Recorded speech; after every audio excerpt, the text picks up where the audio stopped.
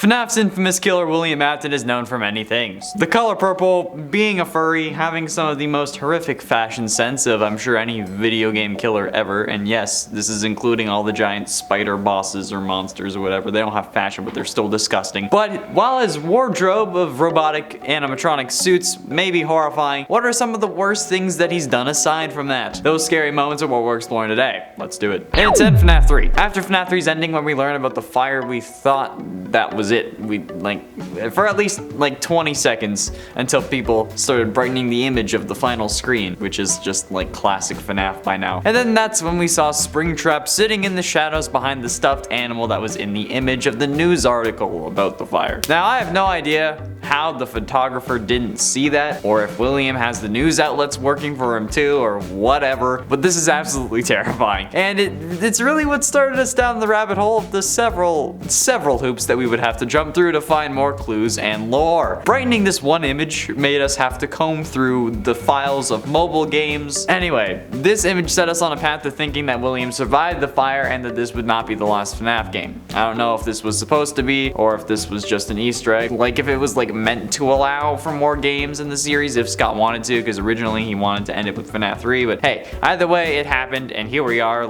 6 games and 15 books later. And at 9, Help Wanted ending. The final minigame of Help Wanted is Pizza Party, where you have to navigate your way through the various rooms of the pizzerias to get to your pizza party. The whole time you're having to avoid animatronics that will sometimes jump scare you, sometimes not. But the real horror comes from when you get to your own party. It wasn't thrown by your friends, it wasn't thrown by your family, it was thrown by Glitchtrap. That's right, Dio Fluffy in the back room. After seeing the ruined bodies of Chica and Bonnie, Glitchtrap appears from behind a curtain. Your final moment is spent walking through that curtain as the screen goes black. Next thing you know, you're on stage with a microphone in your hand. That's right, you've been stuffed. Put in a Freddy suit by none other than William Afton himself. But how? He wasn't supposed to be in the game, right? He was some code that got scanned in by accident.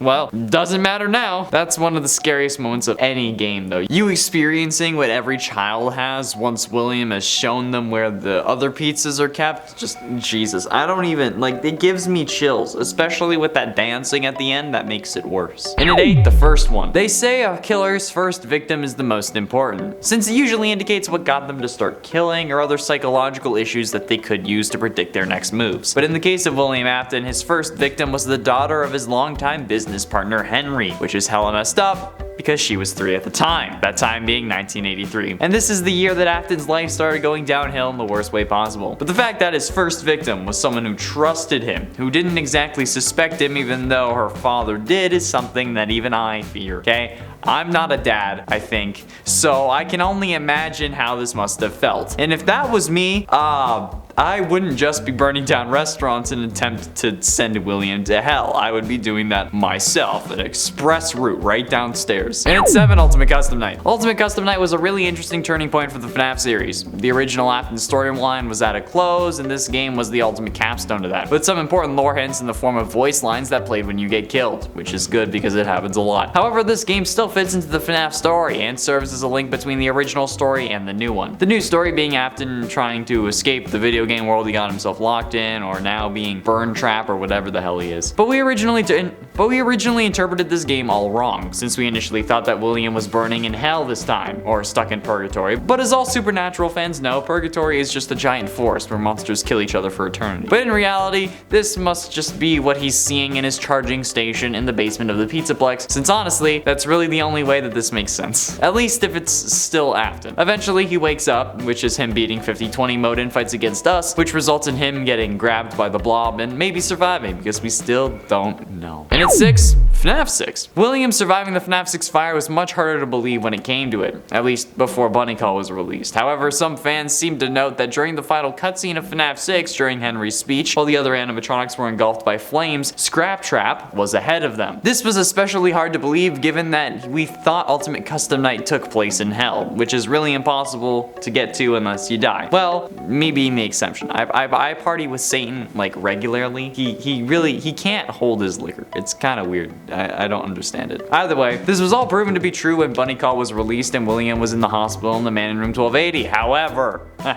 this eventually was proven also not to be the case because it's FNaF. I gotta say, that's like the biggest troll in the entire series. Or at least like one of the biggest trolls. Like, come on, Scott, really? You kill him off only to make him alive in the books, and then kill him off in that same story, and then you prove that he's alive again in Security Breach? Or maybe he isn't even alive anymore and is just a possessed animatronic?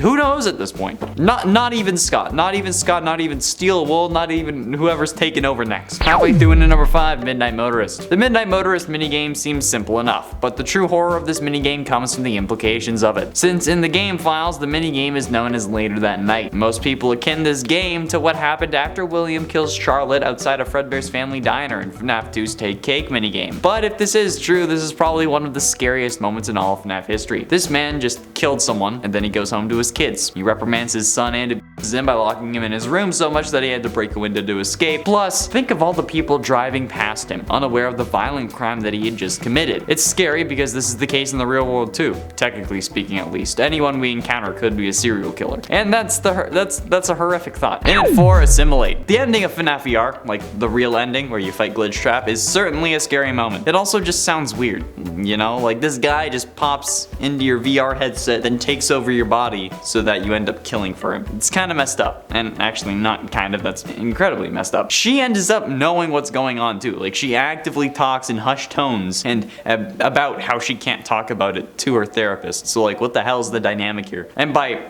she and her, I mean Vanny, obviously. I mean, like, possessing someone is already pretty messed up, but then like causing them to make a rabbit costume because you're still kinky furry is a whole other set of equations. I don't even want to talk about how messed up that is. She knows there's an evil inside her, but she can't do anything about it. She fears for her life, which only makes me wonder what William's been saying in her head, and she knows what's going on. Ah, man, like, being willing to lock a kid in a lost and found room until the police arrive, even though you know that William's gonna take over, that's that. Man, you really need a therapist. So does William, honestly. Getting close to the end in number 3, Burntrap. William appears as the optional yet canon final boss in Security Breach, named Burntrap according to the game files. He only appears in the canon ending, which is the Afton ending, or the true ending, whatever you want to call it. This form is the result of Vanny downloading William's soul from the digital realm into an old hybrid abomination of an animatronic suit, endoskeleton, and the little remains of his corpse, which just seems to be an extremely burnt scrap trap animatronic,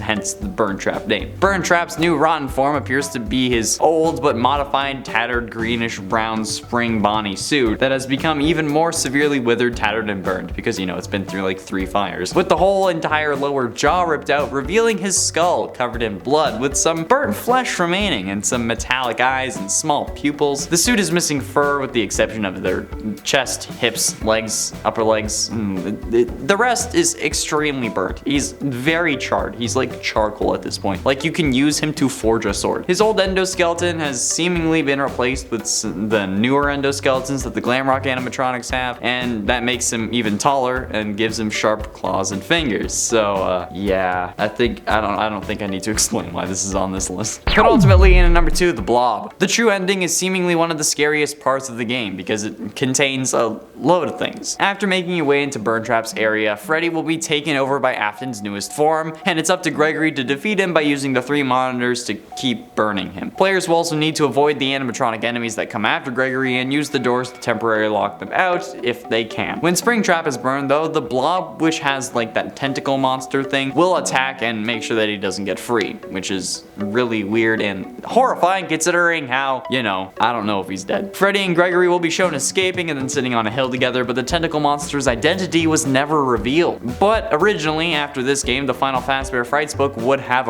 released, which would have showed us that the tentacle monster we would have been talking about is in fact Baby, or I guess Elizabeth Afton, or it is in the books. But I guess while they share similar elements, they aren't the same thing, because Baby's eyes are off. So it could be that the original 5 missing children are getting their revenge on Afton, since those could be the souls inside of Ennard, which would have been Molten Freddy, and that's seemingly the face that the Blob is using, even though it's Funtime Freddy. But you know what?